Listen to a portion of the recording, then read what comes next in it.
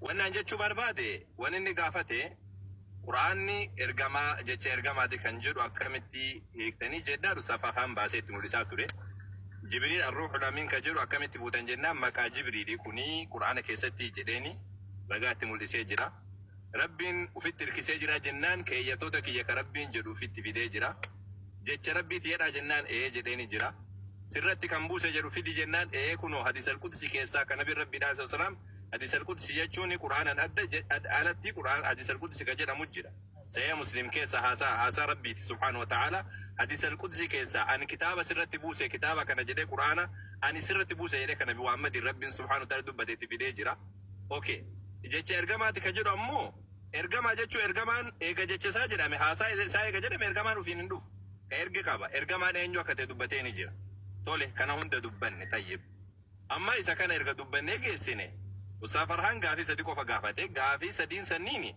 يودن دي ادبس يودن دي نيامو حديث ركونغا انفرادوس ديسوس ايوا انفرادوس ديسو نوجو اغلو ديسو سرايو اكبلو ديمنو ديبي سودا فيالي واجي اكو نوني سيفن ديبنا جت سي ديبي ادي ديبي سمه كتالي فاول كتالي داتي الا غافي ولا من غافدين ساديس غافد افريس غافي لمن غافد Maru eba da mana gafi eba wallahi. Wayata.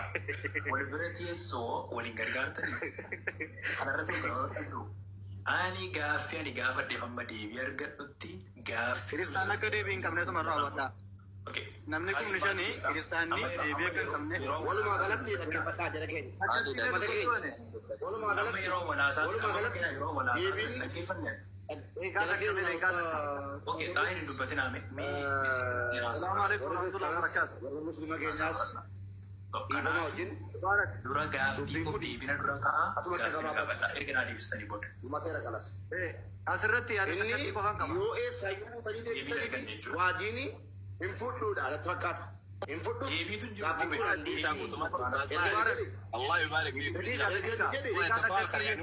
هو يتفاخر بهذا دعوه. نعم أنا فهمت يعني أتكتي هذا تكتين كبا أبوليسي كنا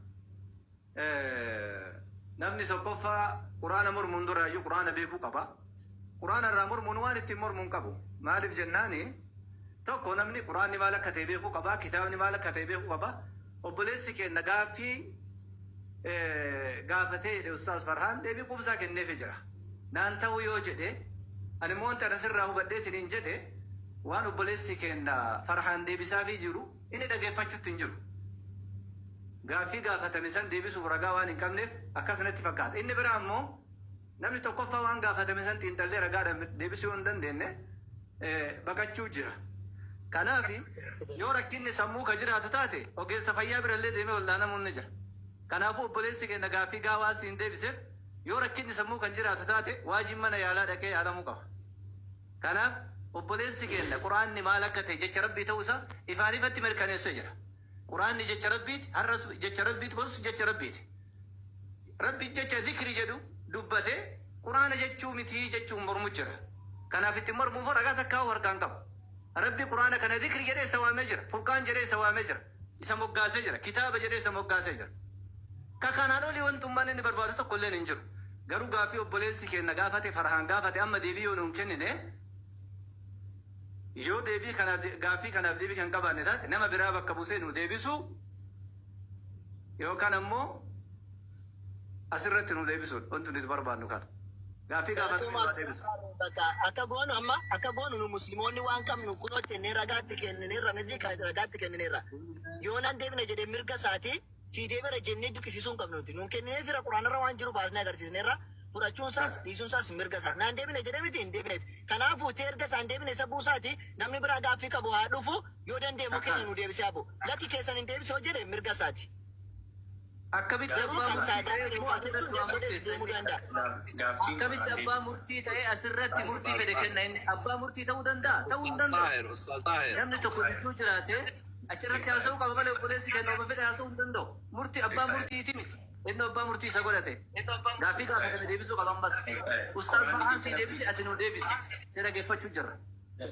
Quraani jecha rabbiiti kan jennisin malee rabbi quraani jecha kooti hin jenne. Amma nu deebisi. Ustaz Ustaz Tahir, Tahir. koya Ustaz Tahir. Ustaz Wajji.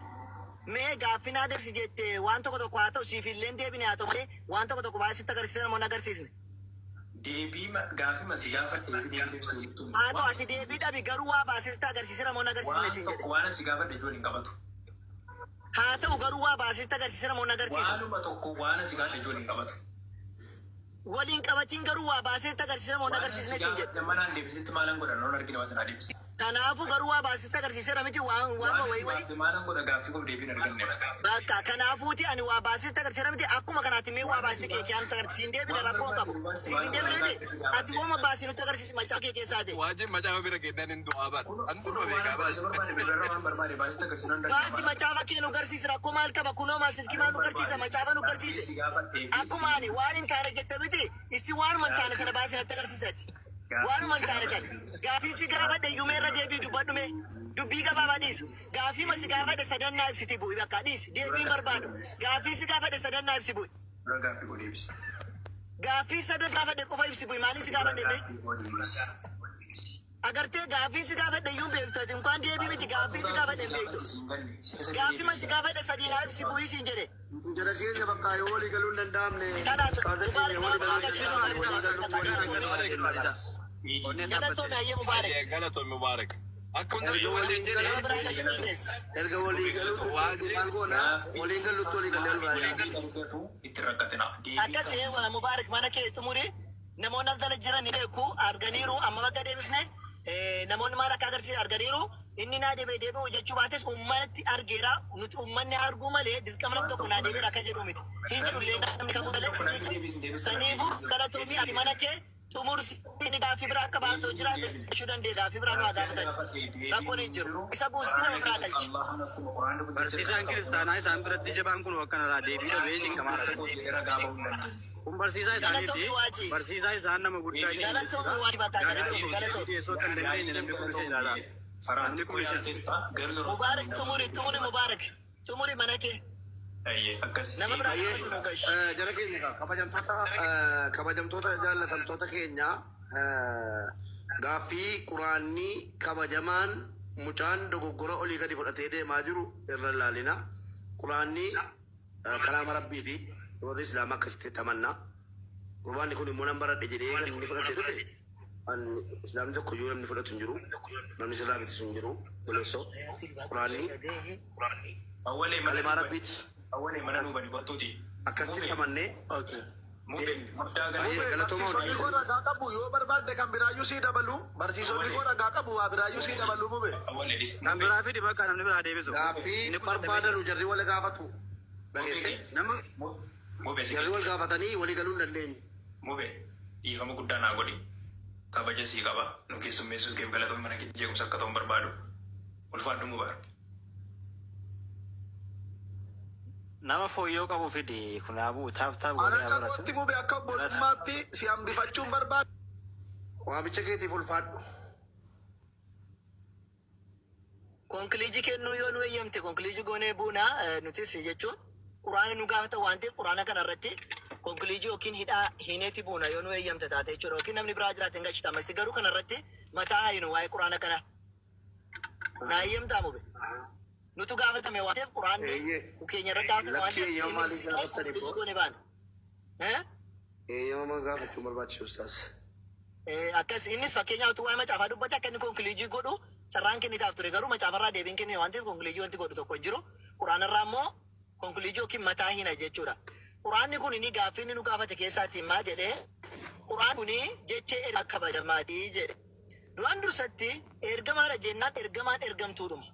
Eessumattuu ergamtuun ergamtuudha. Nama isa ergeetu jira jechuudha.